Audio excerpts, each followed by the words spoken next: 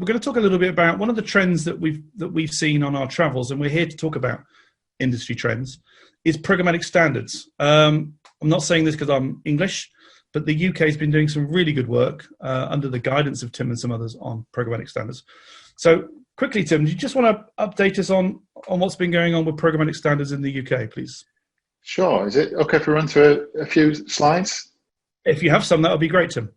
Great stuff, great stuff. Okay, so let's have a go at this. Great. So here we go. So programmatic direct buying standards. So I think the key thing when you see the word standards is whose standards are they? So in the UK, we've got something called the Out-of-Home Standards Committee, and it's actually put together by two industry bodies. We've got the IPAO that represents the buy side, the specialist agencies, among them Postscope, Kinetic, Rapport, and Talent. And on the media owner side, the sell side, there's the media owners in the UK there, leading lights being JCDecaux, Global, Ocean, and Clear Channel.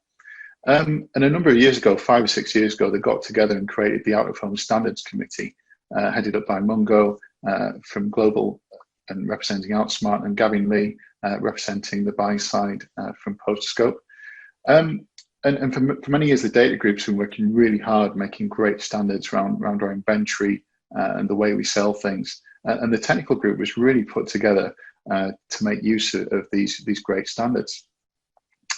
So if we look on a little timeline of this, back in 2017, we saw media owners start to introduce direct buying via API to their inventory, and this is what the specialists were starting to use to set up and buy their campaigns.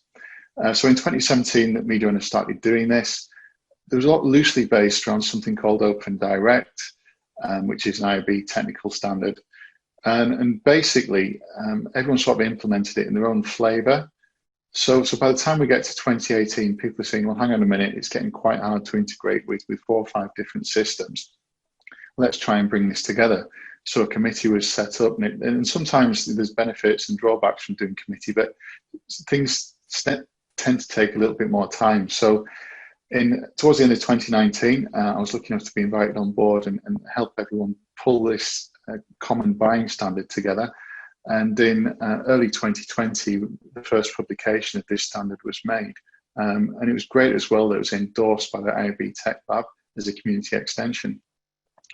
What we're seeing now is the industry-wide adoption of the campaign into 2021. And we're really now looking at continuous collaboration with the industry and the IAB to really evolve this for wider use. So really appreciate having the time on this call today. So programmatic trading standards, I mean, what are they? The IAB Tech Lab has 2 main standards. We've got bidding, which is that auction-based transaction, and we've got buying, which is the direct buy. Obviously, the bidding allows that individual ad impressions put up for a bid in real time, and it does require a DSP, SSP, and exchange ecosystem to make it work. Open Direct is slightly different in that it allows the buyer to discover available inventory, check availability, and buy, but that does require direct integration between the buyer and the seller. So when we talk about standards, it's quite interesting seeing where we really need them. When you look at something like bidding, it was designed for that one moment in time, that one ad, that one person, that one page. And as we know, the more multidimensional aspects of the real world and out of home, we require a bit more description. So if we step through, the uniqueness of out of home, we can sell frames or panels that see an audience. And there's been some great work in the UK with Space and Root and other industry organisations around the world to find ways to describe panels, how big they are, what the specification is. And not just the panels, the standards out there that helps describe locations, towns, cities, venues. And the thing about out of home as well is that not only do we sell frames that see audience, we can sell audience that sees frames. And again, this is where standards come in really useful. Standardized ways of describing an audience. This can be from organizations like Root and Geopath, or these standards can come from credit card companies, mobile phone operators, and they give us those standards of describing audiences. So a key thing about out of home as well, we don't just sell in the one moment. We sell campaigns that go across an hour, days, weeks, months, year. And from that perspective, we need to describe that in terms of what share of time do I get? What's the spot length? What's the spot break length? What's the break between my spots showing? So on top of the delivery, then we've got the distribution and the pacing as well. So playing something one moment in time, that doesn't really matter. But if we're playing that campaign over hours, days, months, weeks, years, what's the pacing? So how many frames am I getting every day, every week per venue? Can I pace the audience? Do I get the audience delivered the same every hour, every day, every month by venue? And even in the dimension of investment, can I set the investment up so I'm just paying a certain amount every day, every week by venue as well? And when we come to investment, if you're selling frames that see an audience, you probably want to use a cost per frame model. If you're selling an audience that sees frames, you'd be looking at a cost per thousand model. If you're using a combination of a very bespoke campaign, you might just agree a fixed price to deliver it. And again, all these dimensions are handled in standards and in fact in Open Direct. Finally, a great thing about out of home is its brand safety, and that's not just for when the ad's being served, but when you're buying a campaign. Can we easily describe prohibitions? We can't show political advertising on the ring road. We can't show alcohol advertising on the transportation. So what happens when you've got standards describe all these dimensions? It helps your product become discoverable. So you can describe your inventory in a consistent way, by frames or audience. You can describe your sales rules in a completely standardized way in terms of your pacing, your time, your volume you're selling, your pricing rules, your prohibitions. And you end up making very understandable product packs and deals for the market. And then you get to trading it. Once you've got an understandable and discoverable product, you can trade it manually. You can do it by a website, Open Direct, Open RTB, carrier pigeon. It doesn't matter. You've got an understandable, recognizable, and viable product.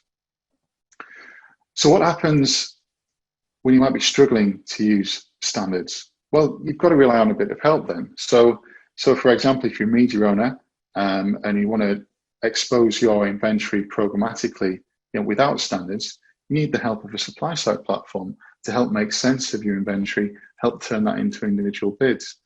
You need an exchange to collect all these bid requests together so people can buy in volume.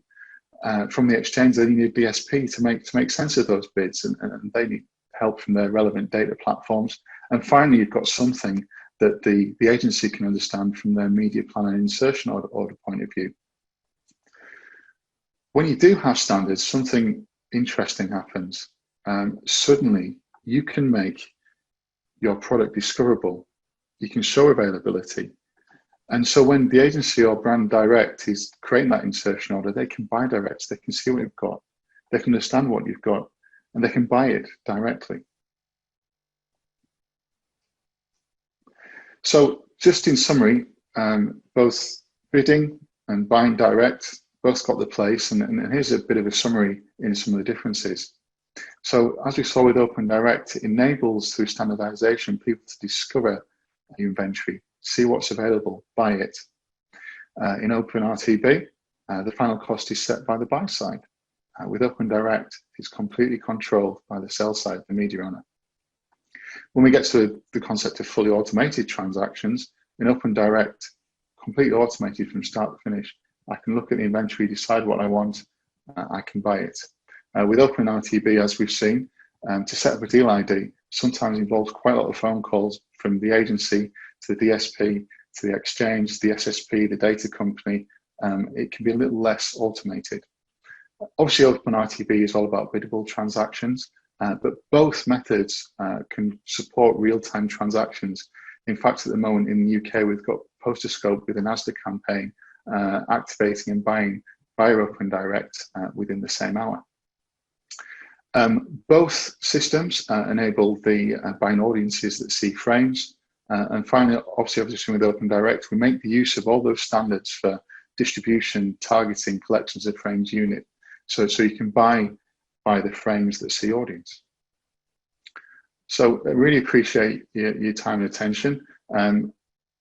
Please, when this presentation is sent around, have a look at this link. It takes you to a GitHub site where all of the documentation about the standard that's there.